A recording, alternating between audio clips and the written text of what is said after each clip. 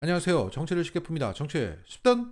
현재 한동훈과 국힘 세력들은 연일 운동권을 향해서 각을 세우고 있습니다. 운동권 출신 386 세대 정치인이 지난 수십 년간 대한민국 정치의 주류로 자리 잡으며 국민과 민생을 도외시하고 나라의 발전을 가로막았다. 86 운동권 특권 세력의 청사는 시대 정신이다. 한동훈은 이렇게 말하면서 정청래 지역구의 김경률을, 임종석 지역구의 윤희숙을 사실상 전략 공천하고 있는 겁니다. 당시 한동훈은 이렇게 말했죠. 서울 마포구에 정청래 의원이 있다. 개딸 민주주의, 개딸 전체주의, 운동권 특권 정치, 이재명 개인 사당으로 변질된 안타까운 지금의 민주당을 상징하는 얼굴이 바로 정 의원이다. 이번에도 어차피 정청래가 될 것이라는 분들이 많은데 어쩔 수 없지 않다면서 김경률 비대위원을 소개했던 겁니다. 그리고 임종석을 겨냥해서 출마한 윤희숙도 운동권은 시대에 맞는 정치를 못하고 있다면서 운동권은 이미 탱자가 됐다고 말하기도 했습니다. 이러한 흐름은 과거 윤석열의 공산 전체주의, 이념 카르텔 청산과 그 맥을 같이 하고 있습니다. 그래서 정부 여당 차원에서 거세게 불어닥치고 있는 이 정권 심판론을 운동권 청산론으로 맞서 보겠다는 뜻을 분명히 하고 있습니다.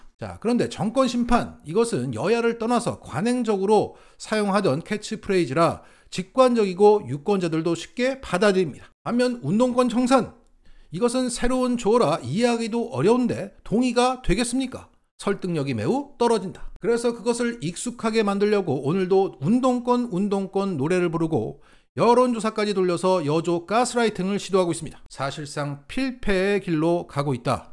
이런 가운데 1979년 12.12 군사반란을 다룬 영화 서울의 봄에 이은 1980년 5월의 이야기를 다룬 1980이 3월 개봉이 확정되며 런칭 포스터가 공개됐습니다. 서울의 봄은 오지 않았다. 카피 대박입니다. 이 영화는 영화 서울의 봄이 다룬 12.12를 반드시 막았어야 하는 이유를 담고 있다고 합니다. 그러니까 서울의 봄이 오지 못한 파장으로 한 가족이 겪는 고초를 다룬 이야기라고 합니다.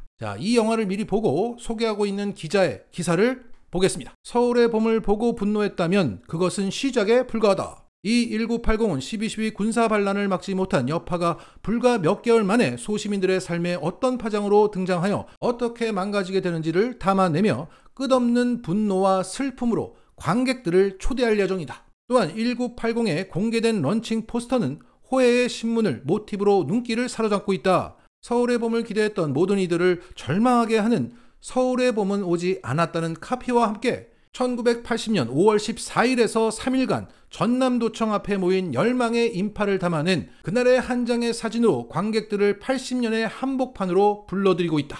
그러니까 이 포스터 안에 이 사진이 당시 전남도청의 상황이었다는 겁니다. 지금으로 말하면 죄다 운동권인 사람이 저렇게 많았다는 겁니다. 그리고 여기에는 062, 518이라는 태그라인이 있는데 이것은 방탄소년단의 제2호 파트에 등장하는 그 가사로 광주의 지역번호와 518을 상징하고 있다고 합니다. 그리고 이 영화에는 배우 강신일과 5년 만에 스크린에 복귀한 배우 김규리, 최근 드라마 고려 거란전쟁에서 목적역을 맡은 백성현이 가족으로 만나서 관객들에게 그 시절의 이야기를 보여줄 예정이라고 합니다. 그리고 이 1980은 왕의 남자, 강남 1970, 사도 안시성의 강승용 미술감독의 데뷔작으로 미술감독 출신이 보여줄 디테일한 시대 묘사에도 많은 기대감을 갖게 한다고 합니다. 그러면서 기사는 이렇게 마무리되고 있습니다. 1979년 12.12 군사반란을 반드시 막았어야 하는 이유를 한 가족을 통해서 보여줄 1980은 더욱 커진 분노로 서울의 봄이 왔다면 없었을 그날로 관객들을 초대할 예정이다. 그래요. 지금 정부 여당에서 드라이브를 세게 걸고 있는 운동권 프레임은 1300만 관객을 동원한 서울의 봄으로 1차 박살이 났고 총선 전인 3월에 공개될 영화 1980으로 2차 박살이 날 예정입니다. 왜냐? 예나 지금이나 돌아가는 상황이 똑같기 때문입니다. 예전에는 전두환이 운동권을 죽이더니 지금은 전두환의 후예들이 운동권을 탄압하고 있기 때문입니다. 서울의 봄 1980에서 느낀 그 분노는 윤두환을 향할 수밖에 없다.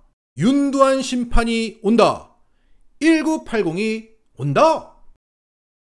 오늘 이준석은 이낙연에게 실망했다. 윤핵관과 다를 바가 없다. 라는 발언을 하면서 이낙연을 팽시켰습니다. 물론 사귄 적도 없고 스토킹을 당한 것뿐이지만 더 이상 치대지 말라고 쏘아붙인 겁니다. 이것을 두고 더 많은 것을 내려놓아라, 내 말을 들어라 라는 요구를 받으라는 차원의 으름장은 아닌 것 같습니다. 그럴 단계는 이미 지났다.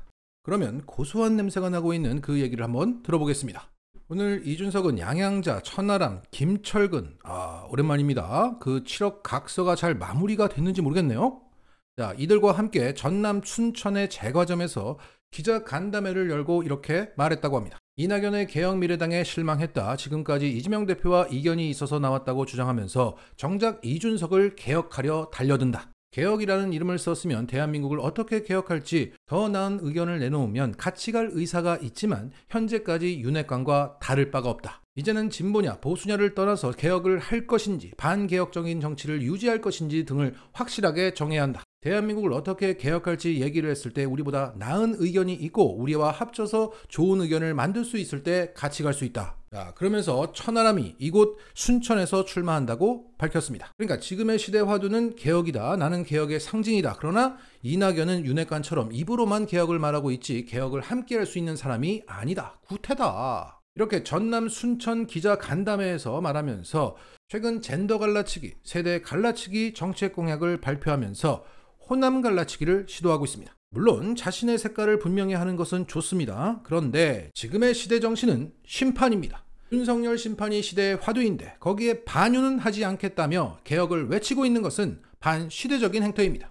물론 이준석 본인도 이게 안 된다는 것은 잘 알고 있습니다. 오늘 이 자리에서 이런 발언을 했습니다. 전남 동부권에서 윤석열 정권 심판이나 이와 같은 구호만으로 선거를 치르려고 하는 분들이 있는데 아무리 심판을 하려고 해도 민주당이 더 나은 모습을 보여주지 않고 있기 때문에 유권자들은 미래를 그리는 개혁신당에 관심을 보일 것으로 생각한다. 자, 심판이냐 개혁이냐 이런 논쟁은 지금 비례제를 병립형으로 갈 것이냐 연동형으로 갈 것이냐와 비슷합니다. 자, 저는 최근 이런 글을 올렸습니다. 병립형은 일단 살고 보자는 거다.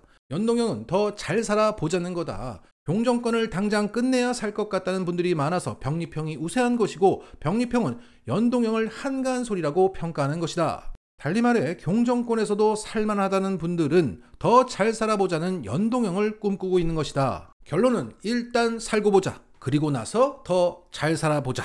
자, 그러니까 윤석열을 끌어내려야 살 것 같다는 사람들이 압도적으로 많은 가운데 거기에 정치개혁을 부르짖으면 한가한 소리로 들린다. 더 잘 살아보자. 오케이, 멋진 얘기야. 그런데 윤석열은 어떡할 거야? 이준석이 말하는 그 개혁도 개혁 같지도 않지만 그 개혁을 하면 윤석열이 내려갑니까? 윤석열 있는 상태에서 그 개혁이 실현이 됩니까? 한가한 소리고 안 되는 소리를 하고 있는 겁니다. 따라서 선우가 바뀐 이런 주장은 먹힐 리가 없고 오히려 윤석열을 도와주려고 저러는 게 아니냐는 의심까지 받게 됩니다. 자, 정리하자면 오늘 이준석의 준비된 발언은 이낙연을 팽시키면서 자신의 색깔을 분명히 해서 과거 이정현처럼 순천에 깃발을 꽂으려고 했으나 설득력이 없어서 실패했다. 그리고 오늘 이준석의 호남 갈라치기의 도구로 전락해버린 이낙연은 앞으로 어떻게 할 것인가? 어르고 달래보아도 공격적으로 치대보아도 안 먹혔는데 이제는 어떻게 할 것인가? 비참하게 몰락하는 이낙연의 새로운 미래가 보입니다.